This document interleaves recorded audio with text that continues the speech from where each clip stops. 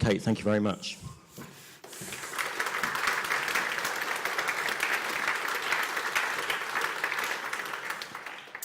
Well, good morning, everybody. Great to be here, and I feel very proud to be standing here as Cornwall Council's Chief Executive on International Women's Day, but more about that a little later. First of all, I want to tell you about how I came to hear about this idea of environmental growth.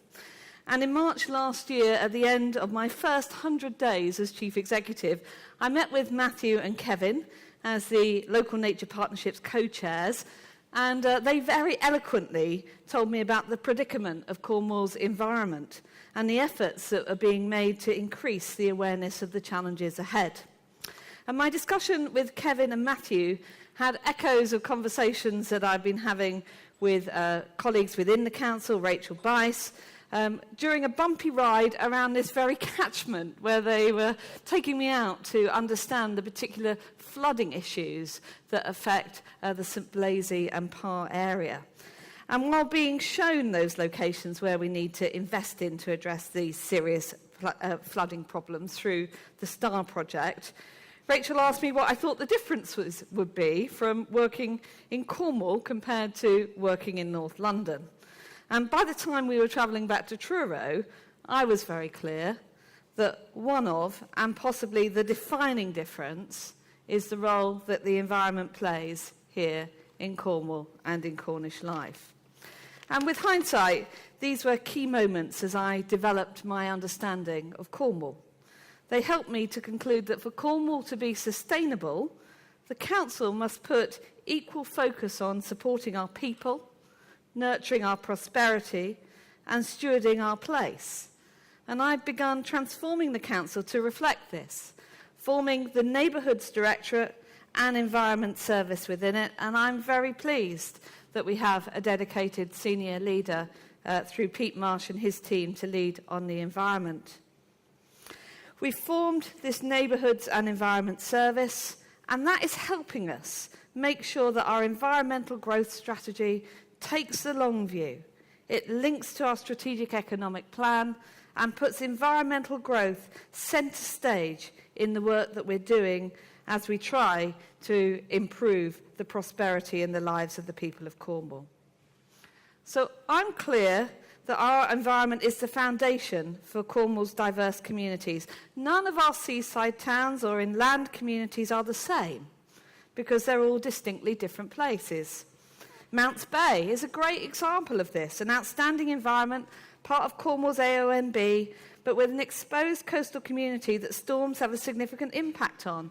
The future of this community needs to be built with both of these factors in mind. And the Penzance Expo last week was a great illustration of how communities will get engaged with developing opportunities from the challenges they face from their environment. So lots of creativity going on around how we can make best use of Mounts Bay, how we can work with the environment and not against the environment to build sustainable communities, which leads me to say about the role of Cornwall's history and what role it can play in our future. You will all have heard that the Council is going to lead a bid for Cornwall to become the European Capital of Culture in 2023. I'm very excited about that. I'm excited about the ambition that says that we have for Cornwall. But we need to embed what we're doing here today with that future that we want to talk about in 2023 through being the European Capital of Culture. And I believe that our environment can play a key role in that offer that we make. An offer that will be very different from Milton Keynes, or from Leeds, or from Dundee. I think we've got something very special. And through our work that we've been doing on devolution, we're going to have soon the results of our cultural distinctiveness study, which draws out the features of Cornwall's historic environment, which makes us so different from other areas. And we can use this knowledge to continue to develop the uniqueness of life of Cornwall into the future while telling the stories and valuing the past.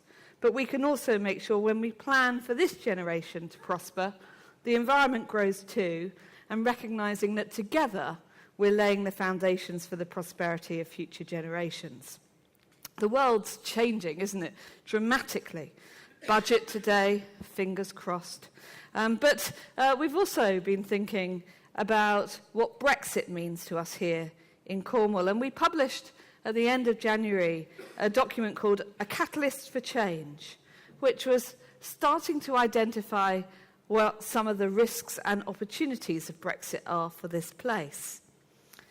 But I'm pleased to tell you that in conjunction with the Local Nature Partnership, we've recognised that we need to convene a further roundtable event specifically on what Brexit means for the environment of Cornwall, to make sure that we can advocate strongly to Westminster about what we need in the future to be both resilient to the changes and to find the opportunities in them.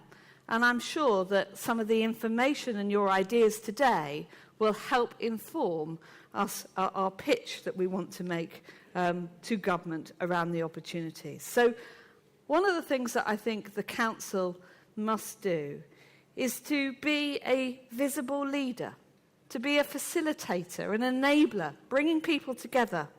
We don't have all of the answers, but we can and we must help us to speak with one voice to Cornwall.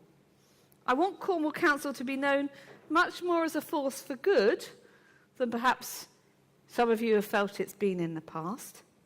And it's essential that we have a strong voice nationally, for its own good, but also to showcase the excellent work that goes on here. And I'd ask for all of your help in achieving that by sharing your positive experiences of working together as part of Team Cornwall here with your friends and families, but also beyond. This is something where we have to provide the leadership from within this place if we're going to harness those opportunities that we have. And finally, to bring us back to where I started, it's International Women's Day, but I'm very happy for Matthew to continue with his leadership of today's event. But I'm proud, really proud of the outstanding women we have working in the council and that we work with. And a number of those have been instrumental in bringing the idea of environmental growth to life and who have brought this event together today and exemplify for me that we're stronger through working together. So Councillor Hannaford, Councillor Duffin, Rachel, Varian, Philippa, Jenny, Lauren, Davinia, many thanks for your hard work on making today happen. And I hope we all have a very successful, challenging and enjoyable time here at Eden today.